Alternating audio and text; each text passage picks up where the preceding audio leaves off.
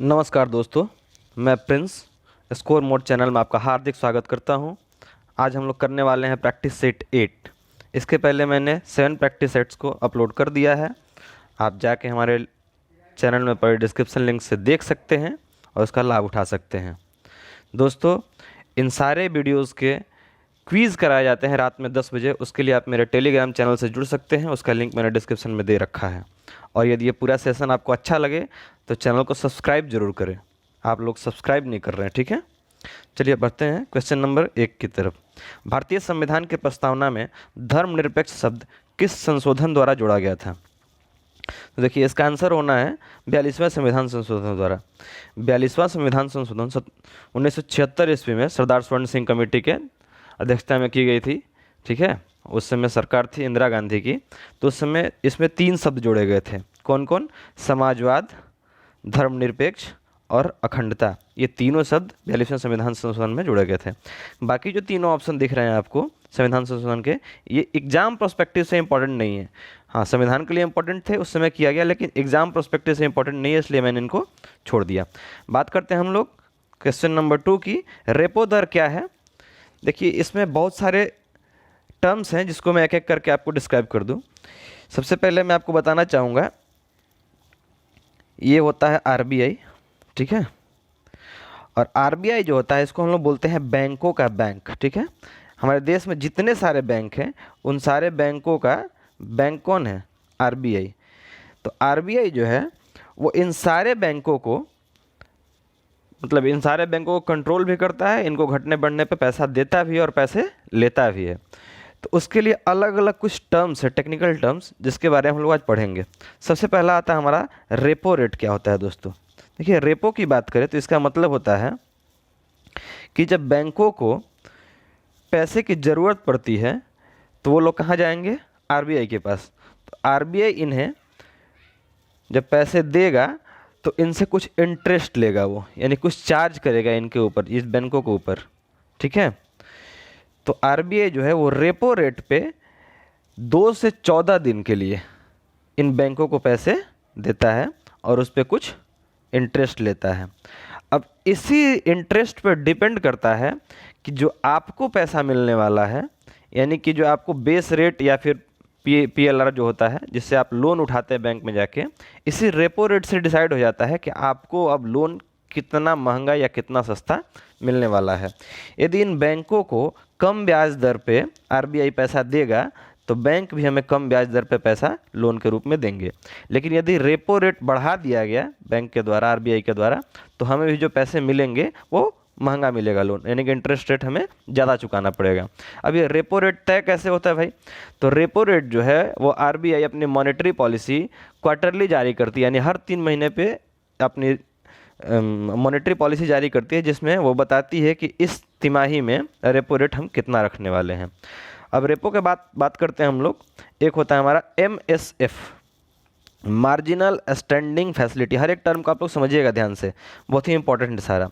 तो एमएसएफ क्या होता है? देखिएगा, मार्जिनल स्टैंडिंग फैसिलिटी ये होता है कि यदि बैंकों को आरबीआई से पैसा लेना हुआ और ओवरनाइट के लिए, मतलब जैसे हमारा बैलेंस शीट आज कुछ गड़बड़ है, हम सोच रहे हैं कि आज भर के लिए पैसा लेकर अपने बैलेंस शीट को मेंटेन करें, हम नहीं, बैंक्स, तो वो क्या करेंगे? आरबीआई से एक रात के लिए, ओवरनाइट के लिए पैसे उधार लेंगे, ठीक है।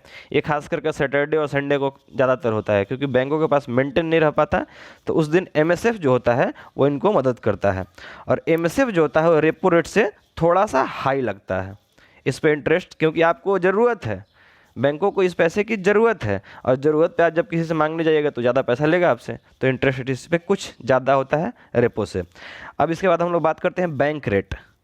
बैंक रेट क्या होता है? ध्यान दीजिएगा, ये बैंक रेट होता है कि जब जितने भी नेशनलाइज्ड बैंक्स हैं ये जाते हैं आरबीआई से पैसे उधार लेने के लिए, यानी कि आरबीआई से ये लोग जब लोन लेने जाते हैं तो ये ज़्यादा दिनों के लिए लेते हैं। देखिए, एमएसएफ की बात हमने की ओवरनाइट के लिए, रेपो की बात हमने की थी 2 से 14 दिन के लिए, लेकिन इससे ज़्यादा दिनों के लिए जब इनको लोन लेने का ज़रूरत पड़ेगा बैंकों को, तो ये जो लेंगे उसको बोला जाएगा बैंक रेट, ठीक है। तो ये तीनों टर्म्स आपके क्लियर हो जाने चाहिए अभी तक। अब बढ़ते हैं हम लोग आगे। एक और टर्म आता है हमारे पास, इसको बोलते हैं रिवर्स रेपो। देखिए, रिवर्स रेपो क्या होता है? देखिए दोस्तों, ये रेपो का ठीक उल्टा होता है रिवर्स रेपो। यानी कि जब इन बैंकों के पास इंटरेस्ट ले लेके लोगों से सूद खा खा के जब ज़्यादा पैसा हो जाएगा तो ये बोलेंगे आरबीआई को कि चाचा आप हमारा पैसा थोड़ा थोड़ा रख लीजिए। तो ये बोलेंगे कि अच्छा हम रख लेंगे, तो फिर जितना तुम लोग को हमको दे रहे थे इंटरेस्ट रेट, मतलब रेपो का जो रेट लगाया था हमने, उससे कम रखेंगे हम रिवर्स रेपो रेट। ये तुम लोगों को देना हो तो दे दो। तो इन लोगों के पास जितना सरप्लस अमाउंट होता है ये सारे अमाउंट कहाँ जमा कर देते हैं ये लोग? रिवर्स जाके आरबीआई में जमा कर देते हैं, और कुछ कम इंटरेस्ट रेट, नहीं रेपो से कुछ कम इंटरेस्ट रेट पे रिवर्स रेपो इनको मिलता है, और उतने पे लोग पैसा आरबीआई को जमा करके सुरक्षित हो जाते हैं। वहाँ से इंटरेस्ट रेट भी मिलता रहता है और पैसा भी इनका सुरक्षित है। अब आरबीआई जो है वो इन बैंकों को चलाने के लिए कुछ रूल्स लगाई है, उसमें कुछ नियम हैं, उनके बारे में हम बात करते हैं। तो एक यहाँ पर टेक्निकल टर्म आता है दोस्तों आपका CRR, और एक टर्म आता है SLR। ये दोनों बहुत ही ज़्यादा इंपॉर्टेंट है, ध्यान दीजिएगा। CRR का फुल फॉर्म होता है कैश रिजर्व रेशियो। क्या फुल फॉर्म होता है इसका? Cash reserve ratio. Cash reserve ratio का मतलब क्या होता है कि आरबीआई कहता है कि जितने नेशनलाइज्ड बैंक्स हैं ये सारे बैंक्स लोगों की हेल्प करने के लिए या फिर लोगों से बिजनेस करने के लिए बने हैं। हो सकता है कि किसी बैंक में लोगों ने पूरा अपना पैसा जमा कर दिया और वो बैंक डूब जाए या फिर भाग जाए, या फिर उसका कोई ऐसा मालिक हो जो पैसा लेके चंपत हो जाए, तो क्या होगा? लोगों का पैसा कहाँ जाएगा?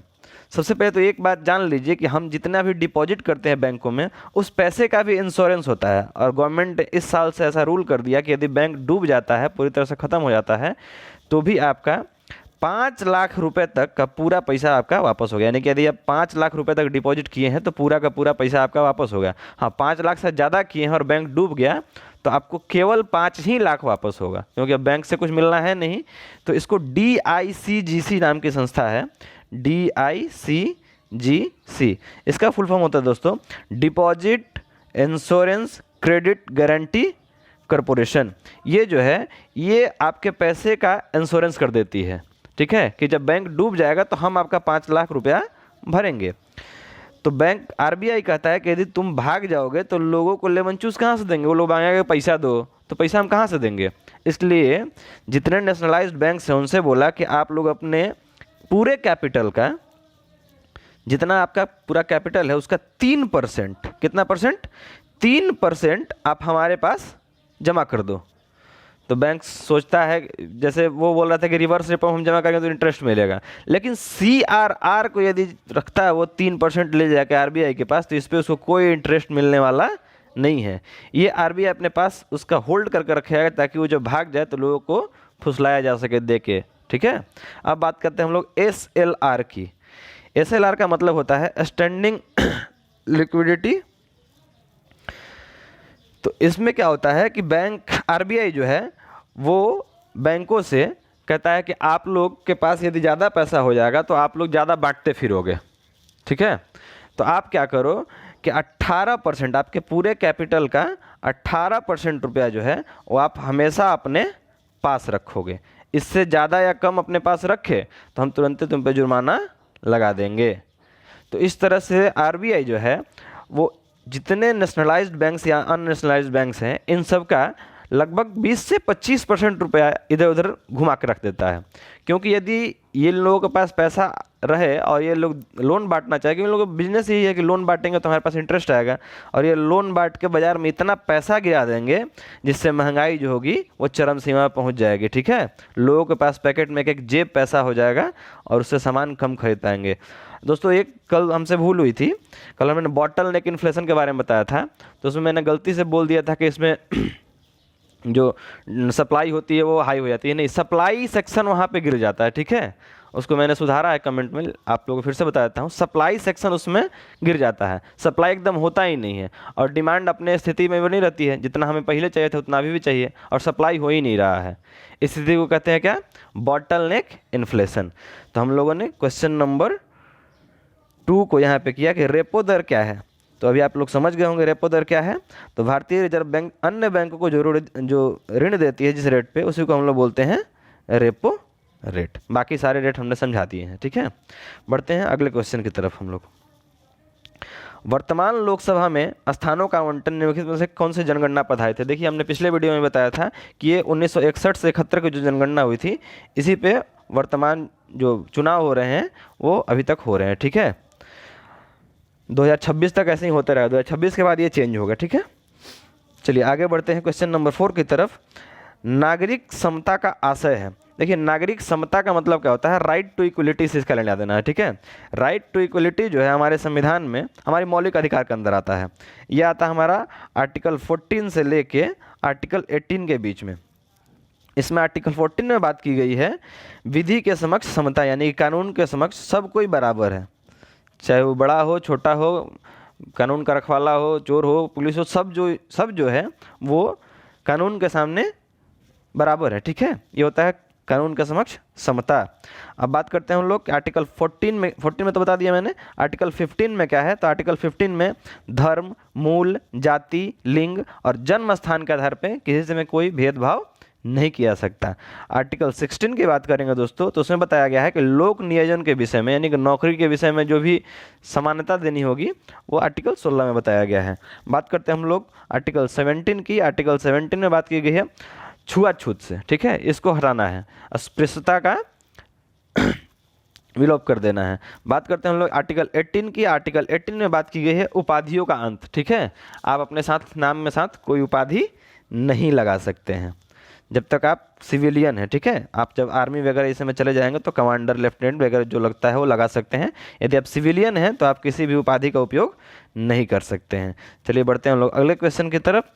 तेल की अत्यधिक संभाव्यता युक्त कहाँ है। देखिए तेल अधिक कहाँ पे मिलेगा, इसकी संभावना कहाँ है, इसके बारे में बात करनी है। तो देखिए यहाँ पे हम इंडिया का प्रॉपर नक्शा तो नहीं होगा, एक छोटा सा नक्शा बनाते हैं, ध्यान दीजिएगा। यहाँ पे हमारा पड़ेगा उड़ीसा और यहाँ पे पड़ेगा हमारा आंध्र प्रदेश। ठीक है, तो यहाँ पे आती है हमारी गोदावरी नदी और कृष्णा नदी। ठीक है, इन दोनों के बीच का जो क्षेत्र होता है इसको हम लोग बोलते हैं KG basin, Krishna Godavari basin. ठीक है, कृष्णा गोदावरी बेसिन जो है इसमें तेल मिलने की संभावना काफ़ी ज़्यादा है। इसी के बारे में इस क्वेश्चन में पूछा जा रहा था। ये कृष्णा गोदावरी जो द्रोणी है, यानी कि जो इन दोनों के मिलने से जो डेल्टा बनता है, इस एरिया में तेल मिलने की संभावना काफ़ी ज़्यादा है। बात करते हैं हम लोग अगले क्वेश्चन की। निम्नलिखित युग्म में से कौन सा एक सही सुमेलित है। देखिए इन जितनी नदियों का नाम दिया गया है, ये सभी नदियों के जो सहायक नदियां हैं इनके बारे में बात की गई है। तो गोदावरी की बात करें पहले हम, गोदावरी की पैरी, हंसदेव, तेल, ये सारी इसकी सहायक नदियां हैं। महानदी की पूर्णा, पेनगंगा, वेनगंगा, ये महानदी की सहायक नदियां हैं। कृष्णा नदी की बात करें तो कृष्णा नदी की सहायक नदियां हो जाएंगी मंजरा, दूधना, इंद्रावती। और जब हम कावेरी की बात करते हैं दोस्तों, तो कावेरी की कबानी नहीं है, अमरावती नहीं है, हेमावती है, और एक नाम याद कीजिएगा भवानी, और एक नाम याद कीजिएगा सिमसा। ये कावेरी की सहायक नदियां हैं। ठीक है, चलिए आगे बढ़ते हैं। अगले क्वेश्चन की अलग तरफ हम लोग रुख करेंगे। अगला क्वेश्चन 7 नंबर कह रहा है कि निम्नलिखित में से किस राज्य में वर्ष की शेष अवधि की तुलना में शीत ऋतु में अधिक वर्षा होती है। हाँ दोस्तों, शीत ऋतु में सबसे अधिक वर्षा इस तमिलनाडु में होती है। ठीक है, जब मानसून हमारा लौट रहा होता है उस समय तमिलनाडु में सबसे अधिक वर्षा होती है। ठीक है, और क्यों होती है इसके बारे में आप लोग हमें कमेंट सेक्शन में बताएंगे, या फिर मैं अगले वीडियो में इसका अधिक अच्छे से डिस्कस कर दूंगा। बढ़ते हैं क्वेश्चन नंबर 8 की तरफ। पद्म पुरस्कार पाने वाली पहली भारतीय अभिनेत्री कौन है। देखिए पहली भारतीय अभिनेत्री की जब बात की जाएगी तो इसका आंसर हो जाएगा नरगिस दत्त। नरगिस दत्त को पद्मश्री जो है वो 1958 में मिल चुका था। ठीक है, नरगिस को कब मिला था, 1958 में। स्मिता पाटिल को ही मिल चुका है, इनको 1985 में मिला था। बढ़ते हैं अगले क्वेश्चन की तरफ। निम्नलिखित राज्यों में से किस में तेल शोधन के कारखाने हैं। देखिए आंध्र प्रदेश, हरियाणा और केरल, इन तीनों राज्यों में दोस्तों तेल शोधन के कारखाने हैं। आंध्र प्रदेश की बात की जाए तो इसके विशाखापट्टनम में तेल शोधन कारखाना है, केरल की बात की जाए तो इसके कोच्चि में है, और हरियाणा की बात की जाए तो यहाँ पानीपत में तेल शोधन कारखाना है। अलग अलग कंपनियों, कहीं IOCL का है, कहीं HPCL का है, अलग अलग कंपनियों का है, लेकिन तीनों में उपरोक्त सभी में तेल शोधन कारखाना है। बढ़ते हैं अगले क्वेश्चन की तरफ। निम्नलिखित युग्मों में से कौन सा सही सुमेलित नहीं है। देखिए इसमें कुछ लोगों के नाम उनके क्षेत्र दिए हुए हैं, तो एक एक करके हम लोग डिस्कस करेंगे। पंडित कृष्ण महाराज, इनका संबंध तबला से है, ये सही है। पंडित महाराज बिरजू, ये गलत है दोस्तों, ये सरोद वादक नहीं थे। बिरजू महाराज जो थे इनको कथक नृत्य के लिए जाना जाता है। कथक जो नृत्य होता है यह यूपी में खास करके होता है, ठीक है। तो कथक नृत्य के लिए किसको जाना जाता था? पंडित बिरजू महाराज को। उस्ताद बिस्मिल्लाह खान की बात करें तो इनका संबंध बिहार के डुमरांव से था, ठीक है। ये शहनाई वादक थे। उस्ताद विलायत खान ये सितार वादक थे। अगले क्वेश्चन की तरफ हम लोग बढ़ेंगे। भारत ने पिछली बार किस ओलंपिक खेल में हॉकी में स्वर्ण पदक जीता था? देखिए हॉकी में अभी तक भारत 8 स्वर्ण पदक टोटल जीत चुका है। और कब इसकी शुरुआत हुई थी तो उसके बारे में बात कर लें तो 1928 में हमने एम्स्टर्डम में, ठीक है, एम्स्टर्डम में जो ओलंपिक हुआ था उसमें पहला गोल्ड हमने जीता था। उस समय ब्रिटिश आर्मी के अधीन खेले थे कौन? ध्यानचंद, मेजर ध्यानचंद, ठीक है। मेजर ध्यानचंद 1928 के ओलंपिक में खेले थे। और लास्ट हमने कब जीता है तो 1980 के मॉस्को ओलंपिक में लास्ट गोल्ड मेडल हमने जीता है। बीच में जब आज़ाद भारत की पूछे, कभी कभी क्वेश्चन में ऐसा पूछता है कि आज़ाद भारत का पहला गोल्ड मेडल हमने हॉकी में कब जीता था, तो वो 1948 के लंदन ओलंपिक में जीता था। कब जीता था हमने? 1948 के लंदन ओलंपिक में, जिसमें बलबीर सिंह सीनियर जो थे वो हमारे कैप्टन हुआ करते थे, ठीक है दोस्तों। चलिए बढ़ते हैं अगले क्वेश्चन की तरफ। निम्नलिखित कथनों में से कौन सा एक सत्य नहीं है? देखिए पहला कथन आता है हमारा, लॉर्ड वेलेस्ली ने प्रथम 3 भारतीय विश्वविद्यालयों की स्थापना की थी। नहीं, ये गलत है, लॉर्ड वेलेस्ली ने नहीं की थी। बात करते हैं प्रथम 3 विश्वविद्यालय की, तो 3 विश्वविद्यालय हमारे देश में खोले गए थे। कौन कौन से? तो एक तो कलकत्ता विश्वविद्यालय, दूसरा मद्रास विश्वविद्यालय और तीसरा बम्बई विश्वविद्यालय, ठीक है। तो सबसे पहले खोला गया था कोलकाता विश्वविद्यालय, जिसको लॉर्ड कैनिंग ने खुलवाया था, ठीक है। यही उसके कुलपति रहे थे उस समय। ऑप्शन नंबर बी की बात करें, लॉर्ड डलहौजी ने भारत में टेलीग्राफ आरंभ किया, ये सही है। लॉर्ड रिपन ने शहरी तथा गैर शहरी क्षेत्रों के लिए स्थानीय स्वशासन यानी लोकल सेल्फ गवर्नमेंट आरंभ किया, ये भी सही है। लॉर्ड कर्जन ने दिल्ली दरबार का आयोजन किया था, ये भी सही है। बढ़ते हैं अगले क्वेश्चन की तरफ। पूना पैक्ट संबंधित था, किससे संबंधित था? तो पूना पैक्ट जो है वो दलित वर्ग से संबंधित था, जो कि इसके लिए कम्युनल अवार्ड की मांग कर रहे थे, ठीक है। वो पंडित भीमराव अम्बेडकर, बाबा साहब भीमराव अम्बेडकर।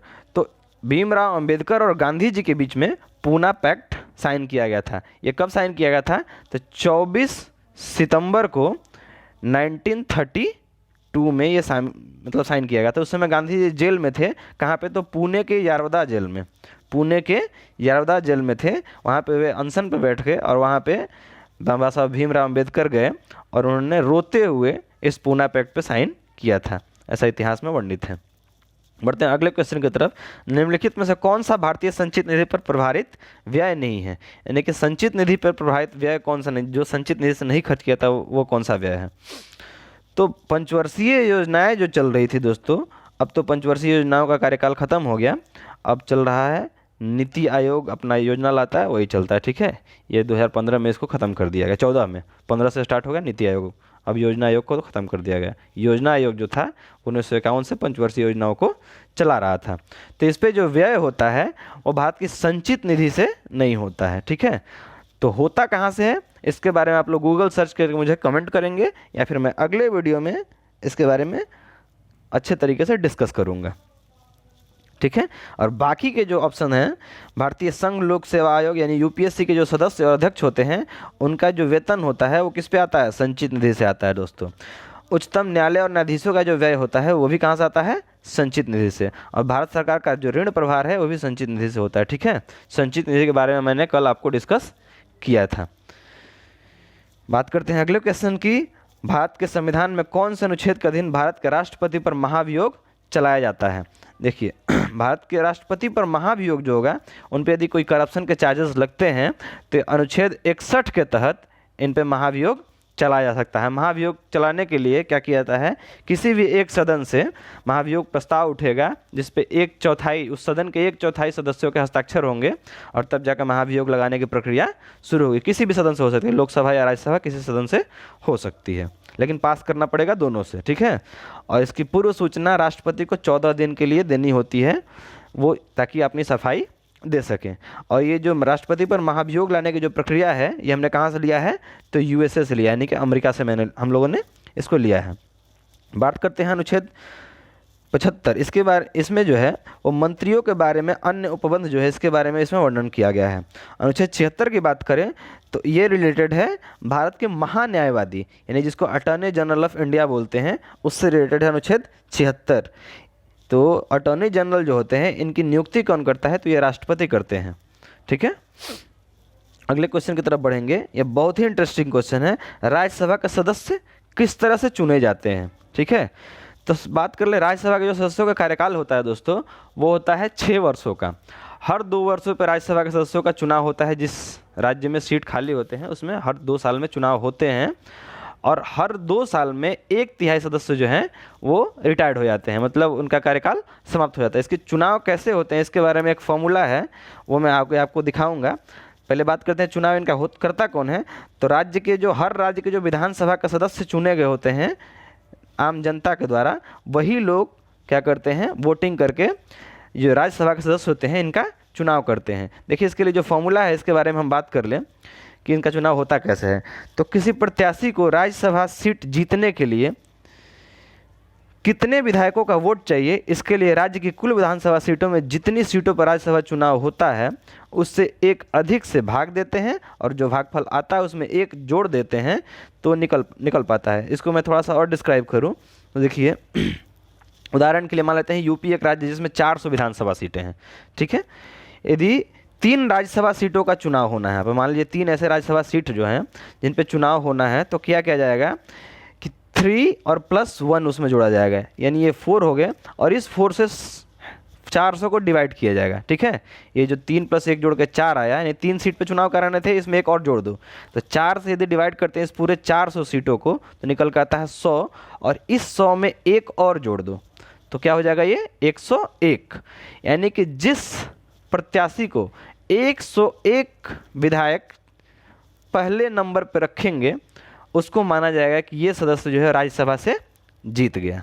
ठीक है, जब किसी प्रत्याशी को पहली पसंद के रूप में, देखिए इसमें होता क्या है कि ऐसा नहीं कि जाके एक आदमी को वोट देना है, जितने लोग वहाँ पे खड़े होंगे उन सबका पर्चा पे नाम लिखा रहेगा। लोग जो वोट देंगे, जैसे एक यहाँ पे पर्चा ऐसे बना हुआ है कि एक यहाँ पे है, दूसरा कोई यहाँ, तीसरा कोई, 3 यहाँ पे खड़े हैं, तो जो लोग वोट देने जाएंगे जो विधायक, वो अपना पर्चा ऐसे भरेंगे कि इनको हम 1 नंबर पर रखते हैं, इनको 2 नंबर पर रखते हैं, इनको 3 नंबर पर रखते हैं। अब जो 1 नंबर पे ये रखे गए हैं, यदि 101 लोग इन्हीं को 1 नंबर पर रखेंगे तो ये वहाँ से चुनाव जीत जाएंगे। फिर 2 नंबर पर जो है वो चुनाव जीतेंगे, फिर 3 नंबर पर जो है वो चुनाव जीतेंगे। इस तरह से इनका गिनती होता है। और ये जो गिनती का फॉर्मूला है इसको हम लोग बोलते हैं क्या, कौन सा फॉर्मूला, हेयर फॉर्मूला। कौन सा फॉर्मूला बोलते हैं, हेयर फॉर्मूला। इस तरह का जो चुनाव का फॉर्मूला है इसको हेयर फॉर्मूला बोलते हैं। ये जो है एक अंग्रेजी राजनीतिज्ञ थे थॉमस हेयर, उन्होंने इस फॉर्मूले को तैयार किया था। ठीक है, तो ये हेयर फॉर्मूला कहा जाता है। चलिए अगले क्वेश्चन की तरफ हम लोग रुख करेंगे। कौन सी मिट्टी सूखने पर सर्वाधिक दरार आती है। देखिए चिकनी मिट्टी जो है ये जब सूखती है तो इसमें सर्वाधिक दरार आपको मिलेंगे। आपने गाँव में देखा होगा सर्वाधिक दरार चिकनी मिट्टी में देखने को मिलते हैं। अब बात करते हैं अगले क्वेश्चन की, ड्वाक्रा क्या है। DWCRA, देखिए DWCRA का फुल फॉर्म होता है दोस्तों development of women and child in rural area. किसका कैसा डेवलपमेंट, तो वुमेन एंड चाइल्ड का डेवलपमेंट कहाँ पे, रूरल एरिया में। इसी से ड्वाक्रा जो है वो संबंधित है। तो ऑप्शन नंबर ए में देखें तो शहरी क्षेत्रों में महिलाओं और बच्चों के विकास से नहीं, ग्रामीण क्षेत्रों में, रूरल एरिया की जब बात करेंगे तो ये कहाँ पे हो जाएगा, ग्रामीण क्षेत्रों में। तो यहाँ शहरी काट के आप लोग ग्रामीण करेंगे। ग्रामीण क्षेत्रों में महिला और बच्चों के विकास से रिलेटेड कौन सा है, ड्वाक्रा है। ठीक है, बात करते हैं क्वेश्चन नंबर 19 की, बुद्ध और जैन दोनों ही धर्म विश्वास करते हैं किसमें। तो बुद्ध और जैन दोनों जो धर्म है दोस्तों वो कर्म और पुनर्जन्म के सिद्धांत को सत्य मानते हैं। कर्म और पुनर्जन्म के सिद्धांत को बौद्ध और जैन दोनों ही धर्म क्या मानते हैं, सत्य मानते हैं। चलिए अगले क्वेश्चन की तरफ हम रुख करेंगे। गंधार कला शैली एक संश्लेषण है किसका, गंधार कला शैली किससे किससे मिलकर बनी है, इसके बारे में बात करना है। तो ये भारत और यूनानी कला का मिश्रण है गंधार कला शैली। इस कला शैली में आपको बुद्ध भगवान की काफ़ी मूर्तियाँ देखने को मिलेंगी। एक जीता जागता उदाहरण अभी आपको देखने को मिलेगा, बामियान बुद्ध मूर्ति जो अफ़गानिस्तान में है, उसको पहले तोड़ दिया गया था आतंकवादियों द्वारा, लेकिन अभी उसका 3D प्रोजेक्टर बना के उसको लाइव किया गया है, ठीक है। ये करंट का क्वेश्चन भी था कि बामियान बुद्ध मूर्ति कहाँ है, तो अफगानिस्तान में है। तो आज का सेशन हम यहीं पे समाप्त करते हैं दोस्तों, मिलेंगे अगले वीडियो में। और जितने मैंने क्वेश्चंस पूछे हैं उसका आप लोग कमेंट सेक्शन में आंसर करेंगे, और क्विज के लिए रात के 10 बजे क्विज हमारा होता है, उसके लिए आप जुड़ेंगे, ठीक है। धन्यवाद, खुश रहिए, पढ़ते रहिए।